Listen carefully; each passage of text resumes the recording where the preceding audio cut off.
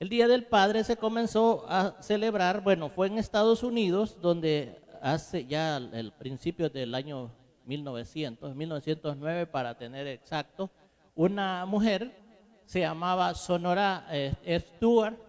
Ella estaba escuchando un sermón del Día de la Madre y quedó pensando cuando vio cómo le daba importancia a la celebración del Día de la Madre, y ella veía que no había una celebración del Día del Padre. Y resulta que su papá es un veterano de guerra que estaba prácticamente en un tiempo que había tenido, él tenía 6 hijos, ella era uno de ellos, pero él, cuando nació su último hijo, murió su mamá, o sea, la esposa de él. Cuando ella tuvo el hijo, pues murió. Y él se quedó cuidando a su niño y los otros 5. Y dice que a ella le impactó que su papá se dedicó a criar a sus hijos. Y no le hemos dado ningún reconocimiento. Dijo, yo le voy a dar un reconocimiento, voy a celebrarle el día a mi padre. Y ese padre fue reconocido por primera vez. Eso se comenzó a hacer como una costumbre en algunas personas que vieron qué importante. Si hay muchos padres que de verdad reciben un reconocimiento, vale la pena. Y entonces ya en la legislación de Estados Unidos se estableció en 1966, que ya se estableció que se celebraría el Día del Padre el tercer domingo de cada mes de junio. Por eso se celebra en los Estados Unidos los domingos terceros de cada mes de junio. O sea, hoy está celebrándose en Estados Unidos. Hay otros países que se celebran en febrero, otro en marzo, pero en El Salvador pues se celebra el 17 de junio, pero en Estados Unidos es el tercer domingo del mes. Entonces, esto nos trae una interesante pregunta. ¿Por qué le decía que ser padre es un privilegio y una responsabilidad, que es nuestro tema? Yo quisiera que vaya conmigo al principio, o sea, Génesis, hablar de un patriarca. Me encanta hablar de este patriarca y en algunas ocasiones estoy queriendo emular qué impacto dejó este patriarca que se llama Abraham. Bueno, él se llamaba Abraham y después fue cambiado su nombre por Abraham. En el capítulo 15, el versículo 1 al 6, vamos a leer, quiero hacer un pequeño de historia. Abraham era un hombre que vivía en la Mesopotamia, una distancia muy grande hacia donde ahora es Israel. Pero Dios lo llamó de ese lugar y le dijo, sal de tu tierra y de tu parentela y vete a la tierra que yo te mostraré. Y te voy a hacer una nación grande y serás de bendición, y en tu descendencia serán benditas todas las familias de la tierra. Y entonces Abraham salió sin saber dónde iba y fue acampando en ciertos lugares, pero ya iba pasando el tiempo y de hecho Abraham ya tenía, cuando Dios lo llamó de la Mesopotamia, lo mandó a Harán. Llevaba 25 años prácticamente en ese recorrer, en esa travesía. Cuando ya Abraham veía que Dios le había dado una promesa y él no la veía cumplirse, entonces él se sentía como un poquito cansado, un poquito triste, porque no veía la conclusión de su promesa. Y es por eso que dice en el capítulo 15, versículo 1, después de estas cosas vino la palabra de Jehová a Abraham en visión diciendo, no temas, Abraham. O sea que él ya estaba como teniendo temor. Yo soy tu escudo y tu galardón será sobremanera grande. Y respondió Abraham, Señor Jehová, ¿qué me darás? Siendo así que ando sin hijo y el mayordomo de mi casa ese de Damaseno Eliezer. Dijo también Abraham, mira que no me has dado prole, y he aquí que será mi heredero un esclavo nacido en mi casa. Luego vino a él palabra de Jehová diciendo, no te heredará sino un hijo tuyo será el que te heredará. Y lo llevó fuera y le dijo, mira ahora los cielos y cuenta las estrellas, si las puedes contar. Y le dijo, así será tu descendencia. Y el versículo 6 dice, y creyó a Jehová y le fue contado por justicia. Miren, bien importante, tres cosas que quisiera mencionar en esta lectura. Viene Abraham, dice que le dice Dios, no temas, yo soy tu escudo, tu galardón será grande. En otras versiones dice, tú vas a ensancharte, vas a tener riquezas, vas a ser un hombre grande, próspero. Y él dice, ¿y yo para qué quiero tener riquezas? ¿Para qué quiero ser grande y próspero si ni tengo hijos? Imagínense cuando le puedan decir a usted, mire, ¿qué quisieras? ¿Tener un hijo o tener riqueza? ¿Qué diría alguno? Déjeme los billetes, a mí qué me importan los hipotes. Abraham mostró que era más importante una familia que las riquezas materiales temporales. Mire qué gran lección que nos está dando Abraham ahí. Porque puede ser que en algunas ocasiones nosotros como padres hemos caído en el rollo de padres por accidente para nosotros. Estamos platicando con mi esposa, ¿quién de nosotros planificó sus hijos, su primer hijo? ¿O el accidente? Accidente. No, es que yo no sabía que iba a salir esto. No, Dios ya tenía plan, pero nosotros no sabemos la importancia que tiene saber a dónde podemos llegar como padres, porque nos cambia la vida. ¿No te cambiaron la vida tus hijas? Cambia tu vida. Y Abraham, que ya estaba un poquito señor, bueno, ya estaba más hipote que yo, ¿va? Tenía 99 años cuando Dios le dijo, el otro año van a ser tu primer hijo y se va a llamar Isaac. Dijo, 100 años yo criando un potillo, pero era la promesa de Dios. Entonces cuando él ve que tenía más importancia tener una familia que tener riquezas materiales, Dios le mostró otras cosas más. Le mostró, bueno, los hijos, oiga, segundo punto, los hijos son la visión de lo que seríamos nosotros a futuro. Ponga atención. Los hijos son la visión de lo que seríamos nosotros al futuro. Y nos venimos a nuestro contexto y vemos que algunas veces como que nosotros venimos cayendo a cada rato y decimos, ¿y qué me importa la vida? Si esta vida no vale nada, si ya como que nosotros queremos, ya nos estorba y no tenemos una visión para dejar un legado a nuestras futuras generaciones. Y por eso es que estamos como estamos. ¿Será que algunos padres han pensado en eso y su descendencia va a tener una proyección hacia el futuro? Yo estaba pensando, y es como una visión que yo le estaba pidiendo a Dios para cuando se celebren los 50 años de esta iglesia. No sé cuántas filiales va a tener. No sé cuántas personas van a estar asistiendo. No sé quiénes la van a estar dirigiendo. Tengo una buena noticia. Ya yo no voy a estar. Porque yo voy a dejar un legado. Entonces, cuando yo pienso que dentro de 50 años, ya mis hijos ya van a estar en los 80s, espero que estés vivo todavía con tus 85 años, Saúl. Espero que mis nietos, mis nietas van a estar en los 50s. Y cuando pienso en lo que puede ser la dirección de Dios de esto que ahora estamos haciendo, me motiva para seguir adelante. Porque mis hijos son la visión que Dios me da para mi futuro, los hijos de los hijos y de los hijos de ellos. Vamos por Abraham. Abraham le creyó a Dios y vio lo que nadie estaba viendo.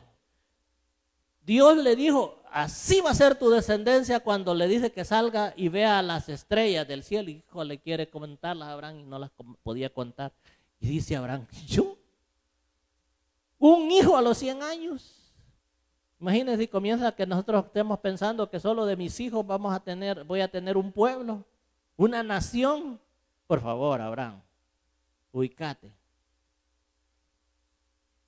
Y para entonces los hijos se casaban a los 40, bueno, a Isaac a los 35 años el niño le fueron a buscar una esposa, ¿verdad? Jacob ya casi a los 40, ¿verdad? Ya se animó por comenzar y ese sí comenzó, bueno, fue bien productivo. Pero la cosa es que en el transcurso de lo que vivió Abraham, lo que vivió Isaac, lo que vivió Jacob, ¿Saben que alrededor de 100 años después de que Abraham había recibido a Isaac, o sea, ya teniendo Jacob 130 años,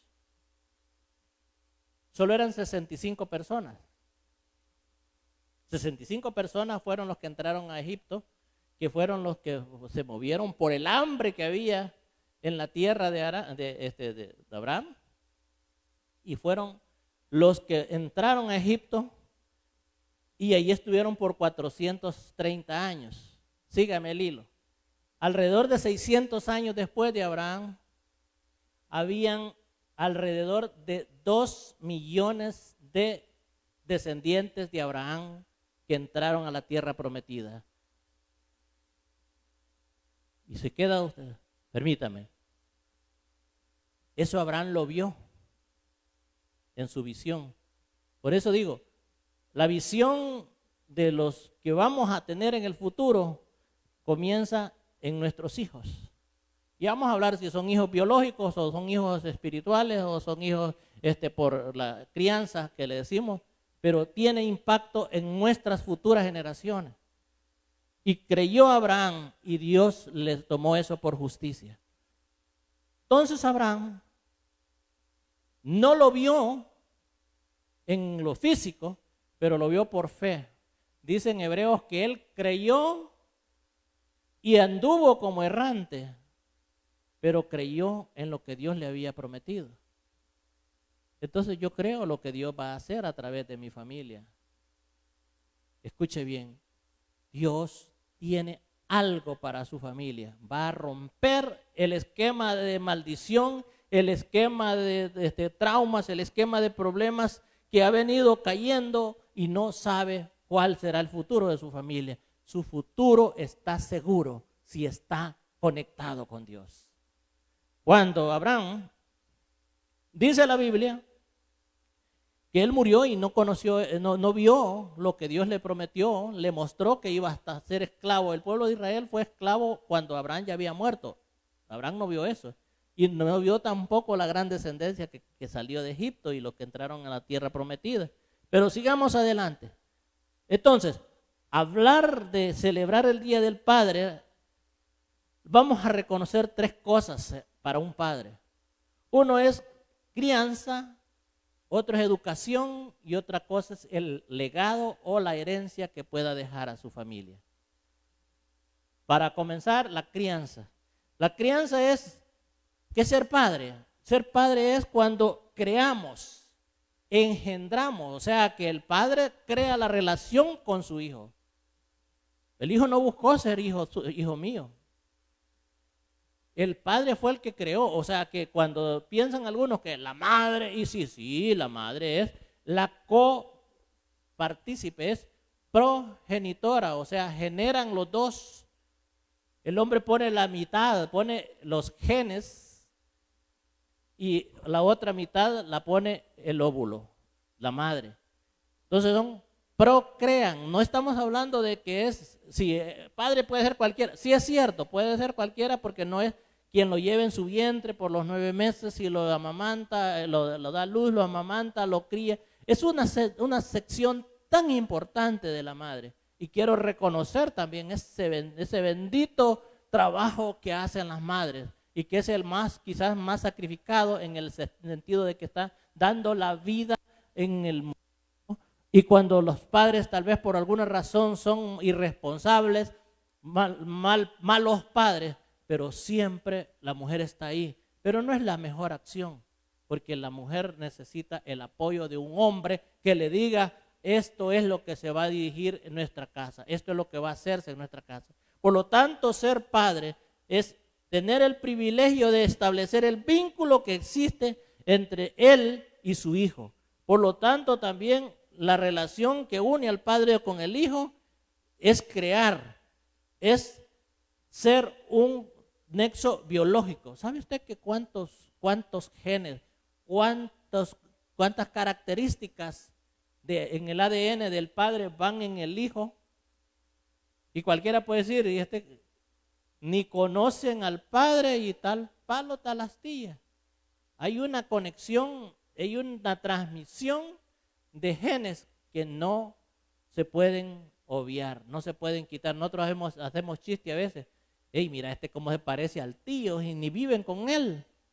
Porque vienen los genes del padre a través de los hermanos. Viene a salir en el nieto, en la nieta. A veces hasta piensan que no es hijo del tipo porque es del cipote, salió de otro color de ojos.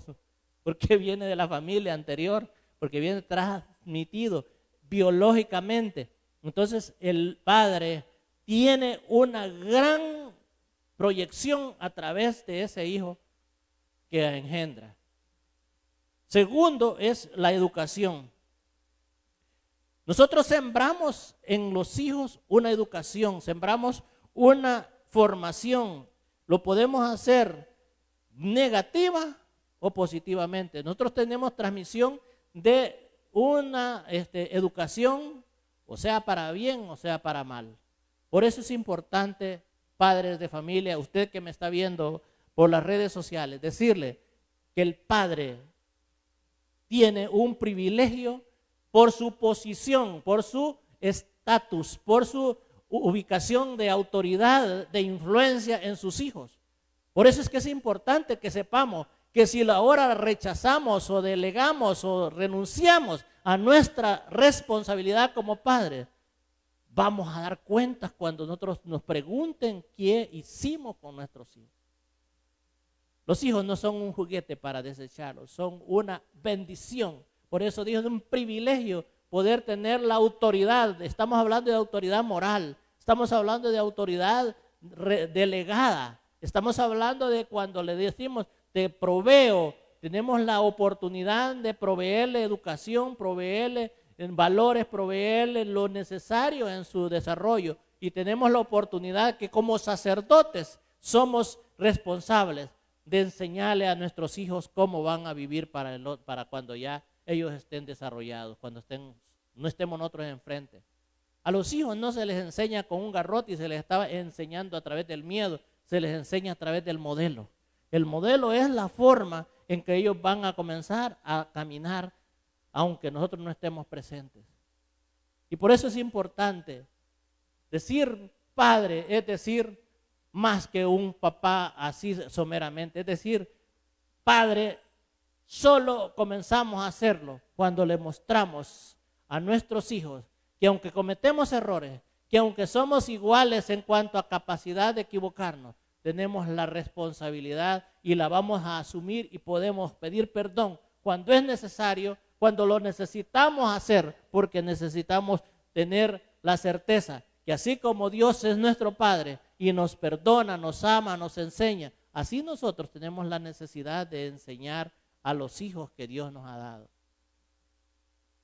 Josué, después de que él entró al pueblo de Israel en la tierra prometida, habiendo tantas discordias, tantas cosas que la gente hacía, que le dice, él ya en su discurso final, cuando se estaba despidiendo, después de gobernar, de establecer todo lo que hizo en la tierra prometida, le dice en Josué 24:15, escojan ustedes a quién servir. Ustedes deciden a quién van a servir. Si al Dios que nosotros les hemos enseñado, al Dios de los cielos, al Dios todopoderoso, o al Dios de los amorreos, de los que estaban al otro lado del Jordán, los que estaban, los paganos, a cualquier Dios van a servir. ¿Saben ustedes? Nunca somos un recipiente vacío. O amamos a Dios o amamos las otras cosas, pero nunca vamos a ser un recipiente vacío. Le dice Josué, ustedes escojan a quién van a servir, pero yo y mi casa serviremos a Jehová. Cuando yo digo mi casa y yo serviremos a Jehová, estoy enseñando con mi dedicación, con mi entrega. Yo no puedo mandar a mis hijos a la iglesia.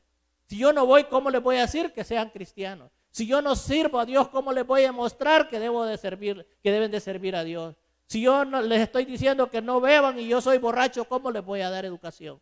Si yo les digo que no hay que mentir y soy un gran mentiroso, si yo les digo que hay que trabajar para ganarse la comida y estoy siendo un haragán, ¿cómo les voy a dar educación? ¿Cómo les voy a enseñar si yo no tengo la capacidad de hacerlo? Entonces Dios me ha puesto como ministro de Él en mi familia, no con mi iglesia. Estoy hablando de la familia, no estoy hablando de lo que son las cosas como pastor o como guía espiritual de mi casa. Entonces la educación es para que podamos influenciar en nuestros hijos y en mostrar en nuestra colaboración con Dios, como dice en Proverbios 22:6, dice, instruye al niño en su camino y cuando fuere viejo no se apartará. En su camino, es en su andar, es en su desarrollo, es en su ministerio personal. Yo me pienso cuando Abraham estaba viejo, sus hijos no los andaba guiando él, no estaba diciéndole a Isaac, mira, haz esto. Isaac, cuando Jacob salió de su casa y vivió por todo un gran tiempo ya fuera de su casa, no andaba el papá diciéndole qué es lo que vas a hacer.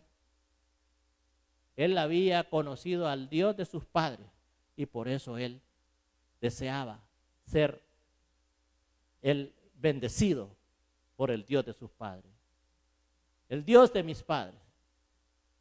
Entonces, la educación es tan importante y nosotros como hijos de Dios estamos siendo llamados a ser no solo como padres biológicos, también los padres espirituales, los padres de crianza, si le podemos llamar. Tenemos necesidad de ser mentores, de ser los que podemos ayudar a otros. Yo les he dicho algunas veces a mis muchachos, aquí tenemos, pueden contar conmigo como su padre, aunque no sea su padre biológico, porque sé que Dios me ha puesto en la posición de que puedo buscar cómo ayudarle. Lo que pasa en nuestras vidas nos sirve para poder ser de testimonio, de modelo, de ejemplo en cómo pueden hacerse las cosas. Son los patriarcas. Mira, esa palabra me gustó.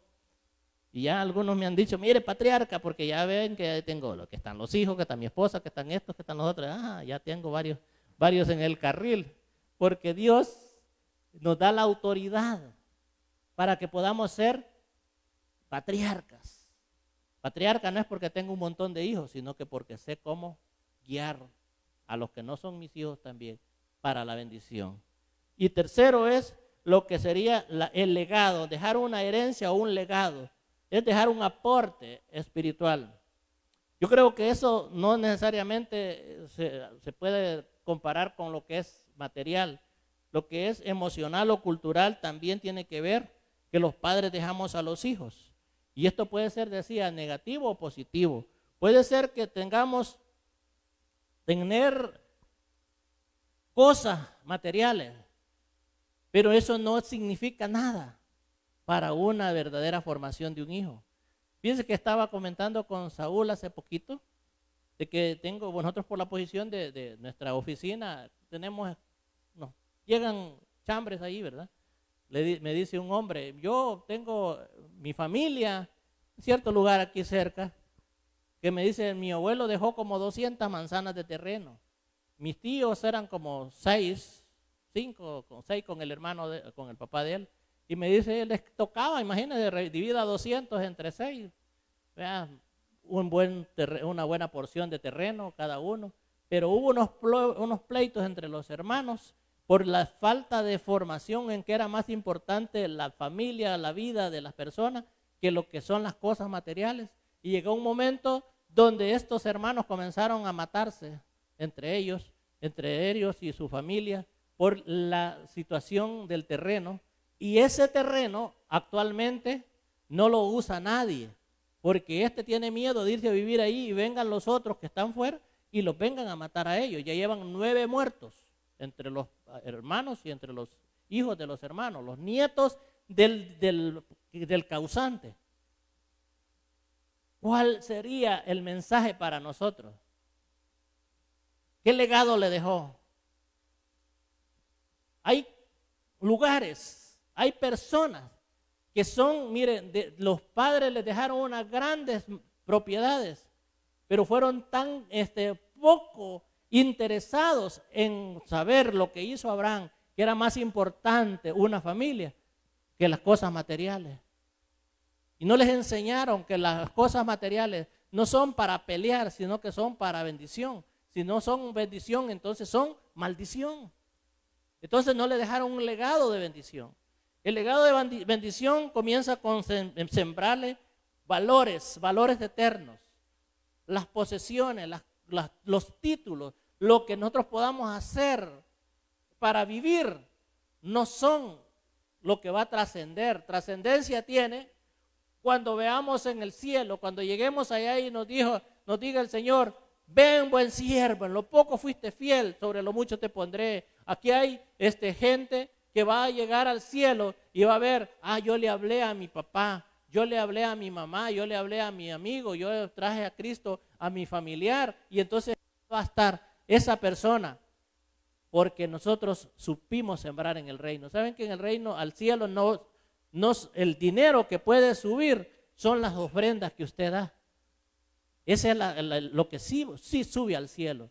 Cuando el apóstol Pedro fue llevado a donde Cornelio, un centurión romano, le dice, cuando el ángel le habló, le dice: tus oraciones y tus limosnas han subido a la presencia de Dios para memoria.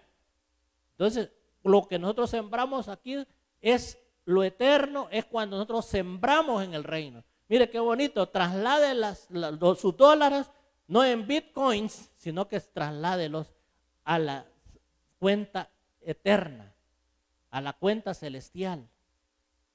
Cuando nos enseña que eso sí pasa a lo eterno. Otra cosa que pasa a lo eterno es cuando nosotros traemos una persona a los pies de Cristo. Eso pasa a lo eterno, no es una cosa sencilla cuando nosotros le hablamos de Cristo y esta persona conoce al Señor. Entonces tenemos la oportunidad que cuando nosotros trasladamos nuestras cosas materiales al legado eterno, entonces podemos hacer la diferencia. Nuestro legado va a ser trasladado a otras generaciones. Fíjense, mi papá fue el primero en la familia que conoció al Señor. Yo no conocí su papá, no conocí la vida de mis abuelos, de ningún abuelo. Y no creo de que ellos hayan conocido una revelación de qué significa trasladar la estafeta, trasladar nuestra vida familiar a la siguiente generación. Y mi papá tal vez no tenía tanto conocimiento de lo que ahora nosotros estamos hablando, pero yo a través de esta familia conocí al Señor. Y ahora mi familia está en la línea de poder ser bendecida para poder bendecir a otros. Dice en 1 Crónicas 16, 15, el 16, que Dios se acuerda de su pacto que hizo con Abraham y su juramento a Isaac. Lo trasladó a Israel por pacto sempiterno, o sea, pacto perfecto o perpetuo, diciendo: a ti te daré esta tierra como cordel de vuestra heredad. O sea, Israel, Isaac, Abraham no estuvieron, pero esa tierra prometida fue heredada por el pueblo, y eso es lo que ha sido de donde hemos tomado la bendición eterna, perpetua. ¿Quién es nuestra bendición eterna? Jesús de Nazaret, que nació de la tribu de Judá, cuando Abraham comenzó a ser obediente a lo que Dios le había mandado hacer. ¿Qué legado nos dejó Abraham? Nuestro padre en la fe. Creyó Abraham y le fue contado por justicia. Vemos ahora una oportunidad a las generaciones actuales, y es para ir pensando qué traslado de estafeta vamos a dar nosotros. La estafeta es una cosa que pasan los atletas, que pasan de uno al otro como de relevo, para que vaya pasando a su continuación. Ahora nosotros tenemos la oportunidad de trasladar bendición, de trasladar vida, de trasladar bendición hacia las otras generaciones. Moisés tuvo la oportunidad. Dice que él escribió, que dice: Dios, que es Jehová fuerte, misericordioso y piadoso, tardo para la ira y grande en misericordia y verdad, que guarda misericordia a millares. ¿A cuántos guarda misericordia? A millares. ¿Cuántos cree que vienen detrás de usted? Que perdona la iniquidad, la rebelión y el pecado, y que de ningún modo tendrá por inocente al malvado. Que visita la iniquidad de los padres sobre los hijos y sobre los hijos de los hijos, hasta la tercera y cuarta generación. Me detengo en esto. Si yo soy bendecido, si yo traslado la bendición a mis hijos, dice que guarda misericordia a millares, o sea, a 1000 generaciones. Ya no estará usted, ya no va a vivir usted, pero va a haber una bendición hacia 1000 generaciones. Pero que él también no tiene por inocente al malvado, y dice que va a trasladar también lo que son la iniquidad de los padres sobre los hijos. Maldiciones ancestrales quiere decir eso. Yo no tengo nada que ver con esa religión, a mí no me importa. Usted está trasladando una maldición de sus maldades hacia sus hijos, y de los hijos de sus hijos, sus nietos, y de la tercera y cuarta generación implica hasta sus bisnietos. ¿Qué le parece si nosotros pensamos mejor en que mi familia y yo no vamos a hacer una cadena de maldición, vamos a hacer una cadena de bendición? Y no para la tercera y cuarta generación, estamos hablando a 1000 generaciones, a que mi familia será bendecida. El justo dice que deja herencia de bendición, de legado. Es muy importante que veamos cuánto Dios quiere hacer a través de nosotros, de que le permitamos dejar un legado de bendición. Ya cuando uno va llegando a sus finales de los años, dice uno, ¿qué puedo dejar como herencia? Y mire, puede dejar unas propiedades, no le voy a pasar la de las 200 manzanas. ¿Verdad? Puede dejar cuentas en el banco. No le vaya a pasar como una señora que hasta se le torció la boca cuando se dio cuenta que le habían robado todo y se quedó sin nada. Cuando nosotros pensamos, yo lo que voy a hacer es dejar la educación a mi hijo. Mire, el título, mire si ese título cuando se muera no lo va a llevar, allí se lo van a dejar empolvado. Si sembramos el valor que tiene de ser una persona íntegra, vamos a ver la gloria de Dios en nuestra familia. Jonathan Edwards, un predicador, un teólogo estadounidense allá por los 1700, siglo XVIII, principios de 1700. Era un predicador, tenía con su esposa, tuvieron 12 hijos, bueno, gruesos los tipos. Le hicieron un estudio después de unos años, varios años de haberse ellos terminado su vida en la tierra, y encontraron de 700 y tantas personas que habían sido su descendencia conocida, habían 300 y tantos que habían hecho diferencia en la vida del pueblo de Estados Unidos. Hasta un vicepresidente del país, habían jueces, habían abogados, habían maestros, habían predicadores, habían pastores. Había gente que había hecho la diferencia. Yo no sé cómo usted piensa dejar un legado para su familia. A ver quién tiene mejores cuentas en el banco. Permítame decirle lo mismo que acabo de decir. Vaya a ser que por pensar en que las cosas materiales son más importantes, nos quedemos dejando lo más importante realmente, que son los valores eternos. Hay una película que se la recomiendo, que se llama Reto de Valientes. Se trata de una familia, de unas familias que son sheriff, son alguaciles, pero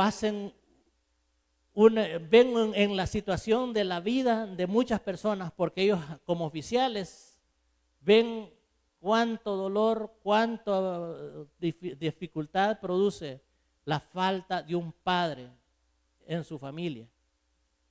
Y ven que uno mismo, por cosas que no tienen mucha importancia, puede ser tan doloroso, tan frustrante, que no podamos dejar algo que valga la pena para nuestra familia.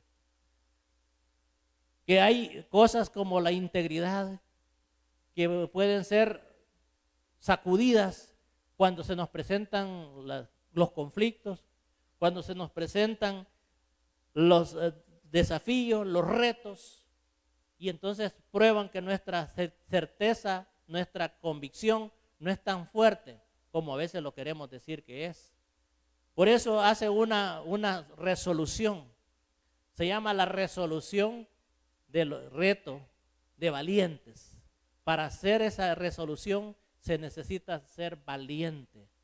No son los hombres mediocres, no son los hombres de poco coraje, no son los hombres que se corren a la primera, sino que los hombres que deciden ser respetuosos de ese compromiso. Yo quisiera pedir si lo podemos transmitir una parte de esa resolución.